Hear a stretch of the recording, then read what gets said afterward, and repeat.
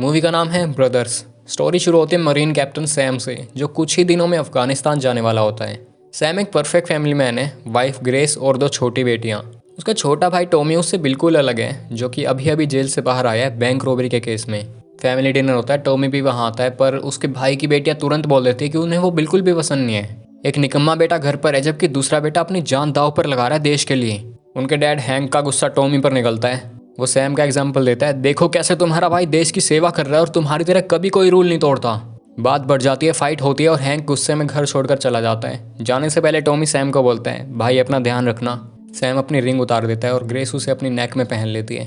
5 दिन बाद Sam Afghan desert में मिशन पर होता है। जिस हेलीकॉप्टर में वो और उसकी टीम होती है, उसे शूट करके गिरा दिया जाता है। ग्रेस नहा रही होती है, तभी सोल्जर्स आके उसे सैम के मरने की खबर देते हैं। ग्रेस मान ही नहीं पाती। वो बार बार सैम का फ़ोन डायल करती रहती है। उसी रात टॉमी शराब पीकर नशे में घर आता है कार वापस लौटाने। ग्रेस कार की हेडलाइट टूटने पर इतना दुखी हो जाती है, जो थोड़ा अजीब लगता है। तब वो टॉमी को बताती है कि सैम मर चुका है। टॉमी को सबसे लास्ट में पता चलता है, क्योंकि पूरा दिन उससे कोई कॉन्टैक्ट ही नहीं हो पाया था। फ्यूनरल का टाइम आता है। ग्रेस अपनी बेटी को तैयार करती है, पर लड़कियां ब्लैक ड्रेस पहनने से मना कर देती हैं। उन्हें सैम का फेयरवेल लेटर दिया जाता है और सेरेमनी के बाद हैंक थोड़ा ज़्यादा पी लेता है, इसलिए टॉमी उससे कार की चाबी मांगने की कोशिश करता है ताकि वो नशे की हालत में ड्राइविंग ना करे। पर हैंक फिर से टॉमी को टोंट मार देता है और टॉमी भी फट पड़ता है और बोलता है, तुम ना तो कभी अच्छे डैड बन पाए, ना कभी अच्छे हस्बैंड, और ये मिलिट्री के लिए जो तुम्हारा पागलपन था ना, उसे तुमने सैम पर भी थोप दिया और तुम्हारी वजह से सैम मरा है। पर सच ये होता है कि सैम और एक जो नाम का सोल्जर जिंदा होते हैं। तालिबानी उन्हें पकड़कर एक अंडरग्राउंड जेल में डाल देते हैं। इधर एक रात 3 बजे टॉमी फिर से नशे की हालत में ग्रेस को कॉल करता है, क्योंकि उसके पास बारटेंडर को देने के लिए सिर्फ $47 कम होते हैं। वो बारटेंडर उसे धमकी देता है कि अगर पैसे नहीं देना तो वो पुलिस को बुला लेगा। इसलिए ग्रेस मजबूरी में रात को जाकर उसकी मदद करती है और उसे घर ले आती है। सुबह टॉमी किचन के बर्तनों की आवाज़ से उठ जाता है, क्योंकि लड़कियां अपनी मॉम के लिए पैनकेक्स बना रही होती हैं। तब हैंक भी आ जाता है और उसे लगा नहीं था कि टॉमी भी उसे यहीं मिलेगा। वो अपने बिहेवियर के लिए माफ़ी मांगता है। टॉमी मानता है कि सैम हमेशा से ज़्यादा स्मार्ट था और हैंक बोलता है कि सैम कभी हार नहीं मानता था, जबकि तुम चीज़ें छोड़ देते थे। वहीं तालिबान कैंप में सैम हेलीकॉप्टर की आवाज़ सुनता है और भागने की कोशिश करने में बोर्ड्स तोड़ने लगता है। तालिबानी सैम को मशीन गन से डराते हैं और उस जेल के ऊपर भारी पत्थर रख देते हैं। वापस घर पे टॉमी अपने डैड के तानों को याद करके ग्रेस के किचन को सीक्रेटली रेनोवेट करना शुरू कर देता है। 2 महीने बीत जाते हैं। तालिबानियों की कैद में सैम के साथ जो दूसरा सोल्जर था, वो धीरे धीरे पागल होने लगता है। वो सैम को ब्लेम करता है कि तुमने मुझे क्यों बचाया, मैं तुम्हारी वजह से एक नरक में जी रहा हूँ। सैम उसे बोलता है कि अपनी आइडेंटिटी या रैंक किसी को भी मत बताना। तालिबानी उन्हें दूसरी जगह शिफ्ट कर देते हैं। उनका एक वीडियो बनाया जाता है। एक अफगानी कैदी सैटेलाइट फ़ोन यूज़ करके अपनी प्रेग्नेंट वाइफ को कॉल करता है। लोकेशन लीक हो जाती है और उसे तुरंत सर पे गोली मार दी जाती है। मैसेज क्लियर होता है कि ये हमारा देश है और तुम्हारा यहाँ कोई काम नहीं है। इधर ग्रेस अभी भी दुख में है, पर किचन रेनोवेशन धीरे धीरे कंप्लीट होती जा रही है। इसी बीच फैमिली पुरानी यादों के बारे में बातें करती है। एक सीन में टॉमी के दोस्त के ऊपर पेंट गिर जाता है, इसलिए ग्रेस अपने हस्बैंड के कपड़ों में से कुछ कपड़े देखती है और घबराहट में आके उसे वार्डरोब में जो भी मिलता है वो सब ले आती है और टॉमी के दोस्त को दे देती है। इधर तालिबान कैंप में सैम को पोल से बांध दिया जाता है। सैम के सामने जो को गर्म लोहे से टॉर्चर किया जाता है। जो टूट जाता है और कैमरे पर बोल देता है कि अमेरिकन्स का यहाँ कोई काम नहीं है। साथ ही वो अपनी वाइफ और बच्चों को हेलो भी बोलता है और ये भी रिवील कर देता है कि सैम की 2 बेटियां हैं। इधर ग्रेस का बर्थडे आता है और टॉमी की तरफ से नया किचन गिफ्ट होता है। सब विश करते हैं, पर जो सबसे इंपॉर्टेंट है, सैम, वो मिसिंग है। टॉमी धीरे धीरे बच्चों के साथ अच्छा बॉन्ड बना लेता है। ग्रेस और टॉमी अपने स्कूल के दिन याद करते हैं। ग्रेस बताते कि उस टाइम पे उसे टॉमी बिल्कुल पसंद नहीं था, क्योंकि वो हमेशा पीता रहता था और काफ़ी लड़ाकू होता था। बातों ही बातों में दोनों किस कर लेते हैं। ग्रेस तुरंत बाहर ताज़ी हवा लेने चली जाती है। टॉमी गिल्ट में टूट जाता है, रोने लगता है और सैम का सील्ड लेटर पकड़कर बैठा रहता है। उधर तालिबानी टॉर्चर और बढ़ा देते हैं। एक दिन वो सैम के हाथ में एक आयरन पाइप देकर जो को मारने का ऑर्डर देते हैं। सैम मना कर देता है, पर गन पॉइंट पर कोई चॉइस नहीं होती, या तो तुम या वो, जो कि एग्जीक्यूशन रिकॉर्ड की जाती है। Finally American soldiers Taliban camp पर हमला कर देते हैं और सैम बच जाता है।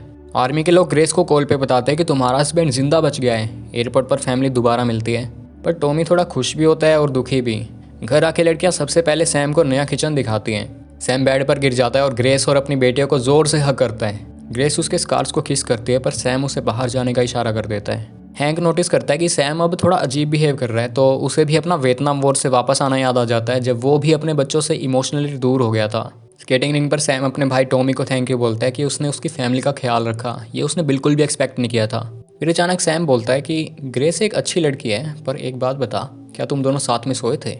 सैम के लिए मानना बिल्कुल भी मुश्किल नहीं था, क्योंकि सबको लग रहा था कि वो वॉर में मर चुका है। टॉमी चौंक जाता है और बोलता है, भाई तू दिमाग में क्या क्या सोच रहा है? सैम कहता है, तुम दोनों टीनेज लवर्स जैसे लग रहे थे।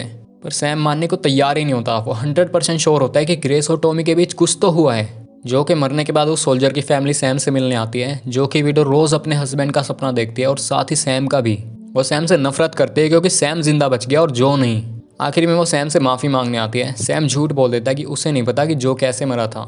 उस रात सैम गन हाथ में लेकर घूमता रहता है और ग्लास शेल्फ लगाते टाइम भी वो गन अपने पास ही रखता है। अगली सुबह सैम मिलिट्री बेस पर जाकर बोलता है मैं वापस जाना चाहता हूँ। उसे लगता है यहाँ कोई उसका दर्द नहीं समझ पा रहा। पर फिर भी फैमिली डिनर होता है। बच्चे मजाक और नॉनसेंस बातें कर रहे होते हैं। अचानक सैम का गुस्सा फट जाता है। वो अपनी बेटियों पर चिल्लाता है कि ये फनी नहीं है तो तुम हंस क्यों रही हो। ग्रेस उसे शांत करने की कोशिश करती है पर सैम टेबल छोड़कर वहां से चला जाता है। इजाबेल पूछती है अंकल टॉमी और डैड पहले जैसे कब होंगे मॉम। क्लियरली सब कुछ गलत चल रहा होता है। ग्रेस चाहते कि सैम उससे अफगानिस्तान के बारे में बात करें पर सैम का फोकस सिर्फ एक ही बात पर टिका होता है, टॉमी के साथ क्या हुआ। ग्रेस बोलती है बस किस हुई थी और कुछ नहीं हुआ। हमने सोचा था कि तुम मर गए हो। पर सैम ये सब मानने को तैयार ही नहीं होता। वो रात को जो की ग्रेव पर जाता है। जो सिर्फ 21 साल का था। जब सैम घर लौटता है तो बच्चे लॉन में खेल रहे होते हैं। इजाबेल उसे देखकर फ्रीज हो जाती है। डर के हमारे पीछे हट जाती है। सैम अपनी बेटियों को हक करता है और बोलता है सब ठीक हो जाएगा। सैम ग्रेस को बताता है कि मैं सारी रात बस फैमिली के बारे में ही सोच रहा था और मुझे समझ आया कि मैं कितना लकी हूँ कि मैं जिंदा हूँ। मैगी का बर्थडे आता है। सब लोग टॉमी का वेट कर रहे होते हैं। वो पार्टी में अकेला नहीं बल्कि एक रैंडम लड़की टीना के साथ आता है जिसे वो सिर्फ 1 घंटा पहले ही मिला होता है, बस टेंशन कम करने के लिए। टीना मिलिट्री के बारे में नॉनस्टॉप ऊटपटांग बातें बोलती ही जाती है। टॉमी उसे चुप कराने की कोशिश करता है पर वो रुकती ही नहीं। सैम और ज़्यादा गुस्सा हो जाता है और इजाबेल उसे बार बार टीज करती है। वो बोलते हैं कि मैगी को ही सबसे ज़्यादा प्यार और अच्छी चीज़ें मिलती है। अटेंशन लेने के लिए इजाबेल एक बलून से आवाज़ करने लगती है। आखिर में सैम का कंट्रोल टूट जाता है और इजाबेल बोल देते हैं कि आप वापस आए ही क्यों। आप इसलिए गुस्सा होना क्योंकि मॉम अंकल टॉमी के साथ सोना चाहती है, आपके साथ नहीं। और जब से आप गए थे तब से ही मॉम और अंकल टॉमी रोज एक दूसरे को प्यार करते थे। पूरा घर एकदम शांत हो जाता है और मैगी चुपचाप सोने चली जाती है। इजाबेल अपनी मॉम से सॉरी बोलती है कि वो झूठ था, बस वो अंकल टॉमी को ज़्यादा पसंद करती है। और मैगी भी बोलती है मुझे भी अंकल टॉमी ज़्यादा पसंद है। सैम अकेला लिविंग रूम में बैठा होता है। उसके दिमाग में बस एक ही सवाल चल रहा होता है, क्या मेरी फैमिली मुझसे प्यार करती भी है या नहीं। फिर अचानक वह उठता है और क्रोबार से नया किचन तोड़ना शुरू कर देता है। गुस्से और गिल्ट में वो चिल्लाता रहता है वो मेरे भाई के साथ कैसे सो सकती है, ऐसा नहीं हो सकता। सैम खुद को मारने लगता है और किचन को तोड़ता ही जाता है। तब टॉमी घर में आता है और अपने भाई को हग कर लेता है पर उसने अपने पीछे एक गन छुपा रखी होती है। सैम तुरंत गन निकाल के उसे टॉमी के सर पर रख देता है। पुलिस सायरन सुनाई देने लगती है। सैम गन के साथ बाहर निकलता है। पुलिस बोलती है वेपन्स नीचे रख दो। सैम चीख पड़ता है क्यों, तुम लोग मुझे हीरो समझते हो, तुम्हें नहीं पता कि मैंने क्या किया है। वो गन अपने सर पर रख देता है। ग्रेस चीखती है सैम तुम्हें ये क्या हो गया है, प्लीज टॉमी सैम। आखिरकार सैम गन फेंक देता है। पुलिस उसे अरेस्ट कर लेती है। बाद में ग्रेस एनवेलप खोलती है और सैम का लेटर पढ़ती है जिसमें लिखा होता है कि वो अपनी वाइफ और बेटियों से कितना प्यार करता है। सैम अब एक साइकेट्रिस्ट क्लिनिक में होता है जो वॉर वेटरन्स के लिए बनाया गया होता है। वहीं से वो टॉमी को कॉल करता है और दोनों के बीच सुलह हो जाती है। ग्रेस उससे मिलने आती है। एक बार फिर से पूछती है तुम खुद को इतना पनिश क्यों कर रहे हो, अफगानिस्तान में क्या हुआ था। सैम फाइनली सच बता देता है मैंने उसे मारा, जो विल्स को मैंने मारा है। कन्फेशन के बाद सैम खुद से एक ही सवाल पूछता है, क्या जो कुछ भी हो चुका है उसके बाद वो कभी नॉर्मल लाइफ जी पाएगा। मूवी यहीं खत्म हो जाती है। अगर तुम्हें वीडियो पसंद आए तो लाइक करो और कमेंट्स में बताओ क्या इस सब के बाद सैम एक नॉर्मल लाइफ जी पाएगा। अपना ध्यान रखो, मिलते हैं नेक्स्ट वीडियो में। तब तक के लिए स्टे ट्यून्ड, स्टे डिकोडेड।